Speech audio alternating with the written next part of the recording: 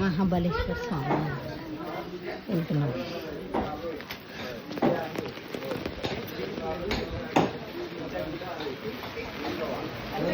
Mahabaleshwar Mandir. Yeah, just moment. అసలు ఇక్కడ full గాలి, వాన, వర్షం. మహాబలేశ్వర్ మందిర్లో ఉన్నాము. ఇదంతా ఎంత ఫాగుందో.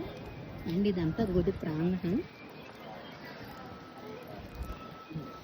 గుడి లోపల గర్భగుడిలో నేను ఫొటోస్ అయితే తీయను. చాలా బాగుంది శివలింగం. ఇదంతా గుడి ప్రాంగణం.